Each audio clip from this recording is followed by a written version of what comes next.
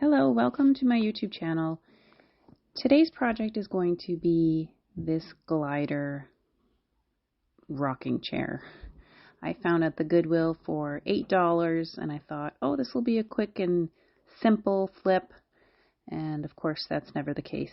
You can see here the cushions are pretty dirty. You can't take the covers off, so I'm kind of stuck with but the cushion itself is still very firm. It's really nice. The whole piece really is in excellent shape. Like structurally, this piece is great. So I figured it would be easy and quick. Initially, my plan was to stain it, and apparently I have commitment issues because, I changed my mind again. I decided to take the whole thing apart so that I could get at all the pieces properly and sand them down and so that I could stain them individually. So I ended up changing my mind. I decided that maybe painting it would be better. And of course, taking it apart is always easier than putting it back together. But I figured it out eventually. I came back to the video and I watched it a couple times because I was like, I'm not sure. So yeah, that was fun. But I am glad that I took it apart because I could clean it properly and freshen it up properly. Now, I ended up going with a Rust-Oleum spray paint to paint the whole thing. I do end up priming it. First, of course, I'm cleaning it here, as you see, with some Dawn dish soap because it was pretty dirty. But I primed it after this. I let it dry out in the sun, and then I primed it. And then with the Rust-Oleum primer in the spray can. Now, the paint that I chose does have primer in it, but I wanted to be, I'd rather be safe than sorry. So I used almost 2 cans on the entire piece and of primer, and then I used 4 cans of the actual color, which is stone gray in the finish, in the satin finish. And I also ended up going over it with 2 coats of the clear coat in the satin finish as well afterwards. And then, and the reason that I went with that color is I wanted it to be a little bit more neutral. I figured it might be nice for a nursery. But also, if it was neutral color, like a gray, then it could be used for anywhere really. Here you can see that how the top portion of it is kind of, the seat portion is put together. So I'm just going to work around it. And this part was quite dirty and gross, so there was a lot of grime for me to clean off. And then my daughter comes to help me in between. Now, I do want to put a disclaimer here. I am not a professional seamstress or anything like that. I end up buying some fabric, and I made some new covers. I was gonna put a zipper on them so that they were removable, but then I was like, I was already in so much. This altogether ended up being quite a bit more expensive than I had initially expected it to be. So I was like, okay, I gotta stop somewhere. I figured, you can shampoo it if need be. But I'm not a professional seamstress, and I do not claim to be. So if you are, and you're looking at the way that I end up making the seat covers and everything later on, just remember, I'm just self-taught. I do the best I can, and I just like to try new things. So